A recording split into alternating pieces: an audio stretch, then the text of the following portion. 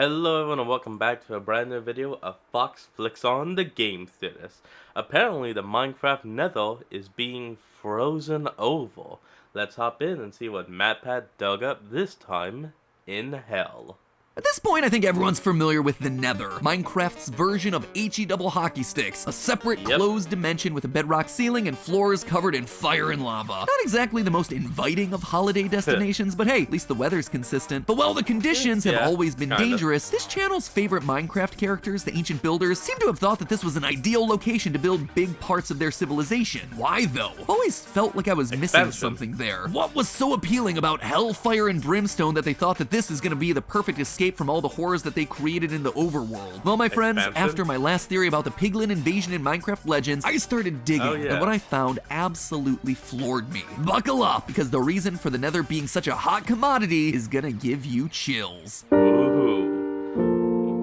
Kind of a good pun. Hello, Internet! Welcome to Game Theory, the piglin of the Internet that'll offer you great content in exchange for a click of that subscribe button. As I've already mentioned, a couple months ago, we did a theory based on the upcoming Minecraft spin-off, Minecraft Legends, a real-time strategy game where we unite the overworld in an effort to defeat the piglin invasion coming from the Nether. Looks like a really interesting game. I'm actually incredibly excited to see it come out, but we deduced that the lore being presented to us in the trailers of that game might not be the actual truth. Feels like that's been happening a lot recently. While the game presents us as the heroes, the piglins are actually invading because the ancient builders invaded them first, destroying their home in the Nether. In that episode, we pointed to the ancient builders doing what they always do, over-farming resources, which eventually lowers the biodiversity of the area, making resources much harder to find, and thereby making it harder for the piglins to survive. So what did they do to cause such a shift in biodiversity? Well, dear theorists, I once again pulled out my trusty theory pickaxe, started digging, and I struck diamond. Not really. That would actually be incredibly impressive given that they don't spawn in the Nether, but what I did find was Mojang dropping little hints that give us a window into the early years of the Nether. Before the Nether wars of old, before the arrival of the ancient builders, was a world that looked very, very different. It wasn't filled with lava and barren wastelands, but instead was a thriving ecosystem that contained the most valuable thing to sustaining life, water. That's right, there used to be water in the Nether, and I can prove it to you. And not only that, I'm gonna explain why it ain't there anymore. Put on your biggest, puffiest coat, theorists.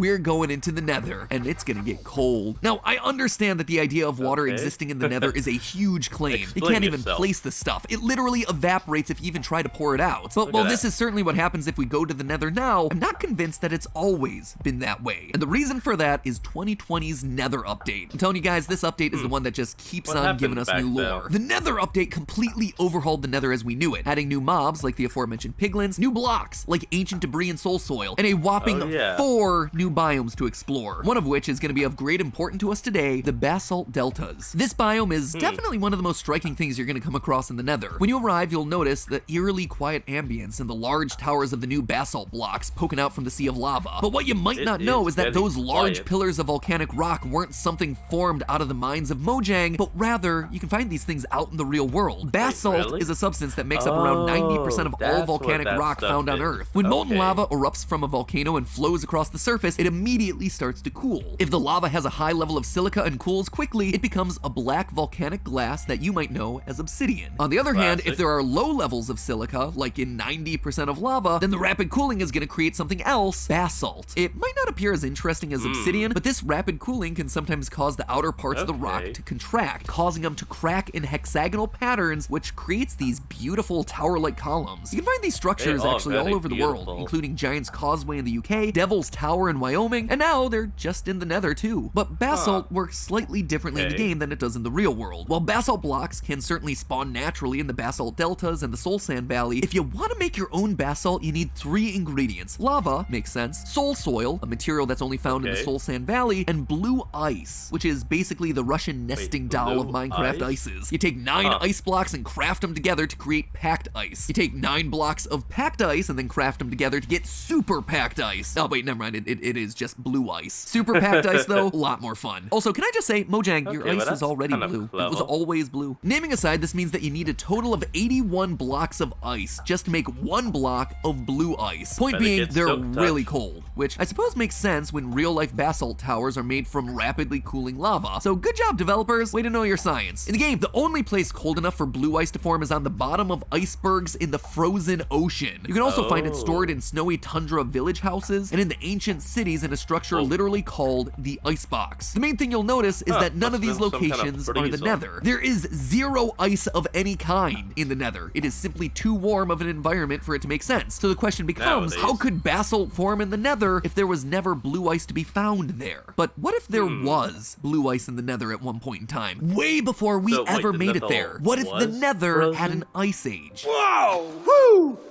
Yeah! Who's up for round 2? Nobody. Nobody wanted round 2, or 3, or 4, or 5, or what? There's a 6th movie in development? Yep, might have talked. This is our 33rd Minecraft theory. In fact, if you didn't realize we had so much Minecraft content, it probably means you're not subscribed, so why don't you just go ahead and do that right now? We always have the hottest Minecraft theories in town. Definitely one of the cooler Minecraft channels out there. And don't worry, there are plenty more bad puns waiting for you on the other side of that subscribe button. Y'all subscribe? Cool! Let's take a look at the evidence that shows that the Nether went through an ice age. Not the cringy movie type either. Besides these massive basalt biomes, we actually see evidence of an ice age in one of the other ingredients for basalt, soul soil. Take a look at the texture of the block, the waves and streaks on its surface. Other dirt and sands in the game don't have textures like this, but there are places in the real world that do, and that's thanks to glaciers. While glaciers are made of solid ice, they actually flow just like a river of water would, just much, much slower. This movement of ice ends up shredding and tearing up the solid land it travels over, leaving behind sediments and streaks in the surface, just like we see in the streaky texture of the soul soil and the sedimentary nature of soul sand. Large blocks of blue ice cutting through the landscape of soul soil, hitting the lava, creating the basalt that we see in the soul sand valleys, and more impressively,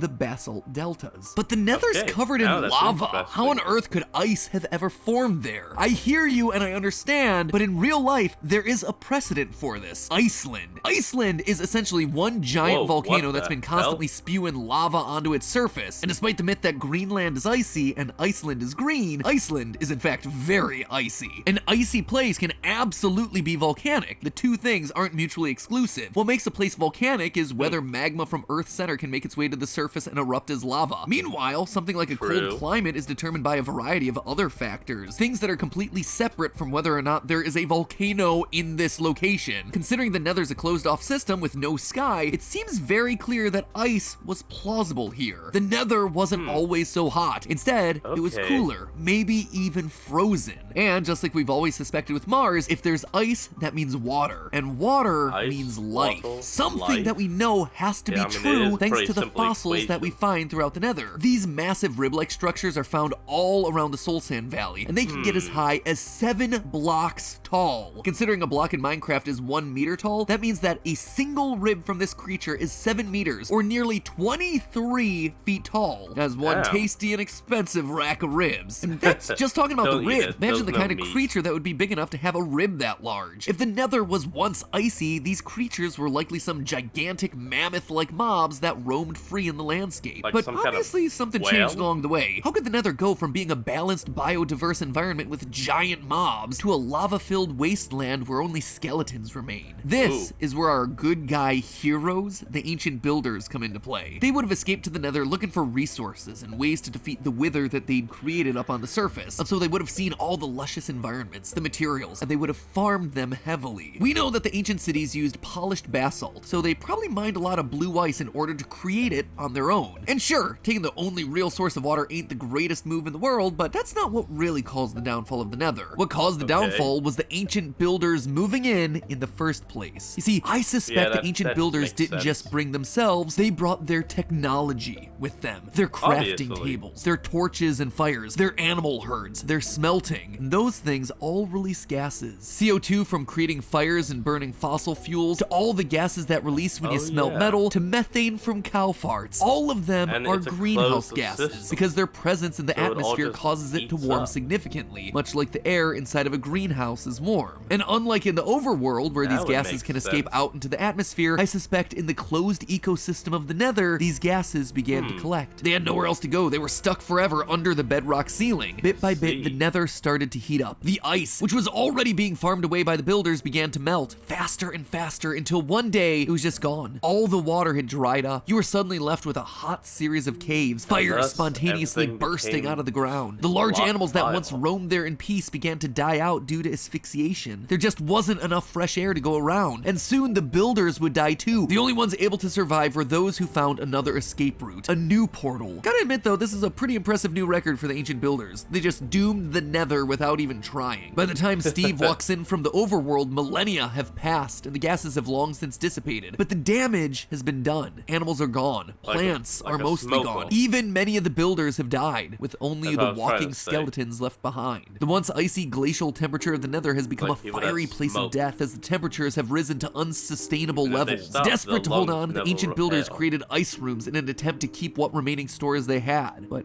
it was no use. It was way too little, way too late. This is how the ancient builders wrecked the biodiversity of the Nether, and no amount of gold is ever going to be able to fix the piglins' home. In the end, Minecraft is revealing itself to be more and more a story of overuse of the land, disrespect for its resources, a warning to those coming later about the dangers of pollution. The story of Minecraft is one of protecting the world that you've been given, living in harmony with it rather than fighting against it, overusing it, milking it dry. Mojang has been secretly hinting to us the truth of the Nether for over 2 years with all of these updates, but only now is it all starting to come together. Only now is it making sense. No wonder the piglins are so mad. Their home was ruined. The builders turned the thermostat up to inhumane degrees and then left it all to burn. Now that they're attacking, they're just bringing the fight to someone else's turf. So the next time you think about the Nether, remember this hot place's secretly cool origins. But hey, that's just a theory. A game theory. Thanks for watching. And if you like this theory, you can always check out our last Minecraft theory, where we talked about how the ancient Okay, there we go. Well, alright folks, I'm just gonna go ahead and say thank you all for joining me in today's video. I want you all to remember to like, comment, and subscribe for more. Down in the description will be a link to the original video, so remember to support the original creators and all they do, and I'll see all of you folks next time when we flick on. Peace out.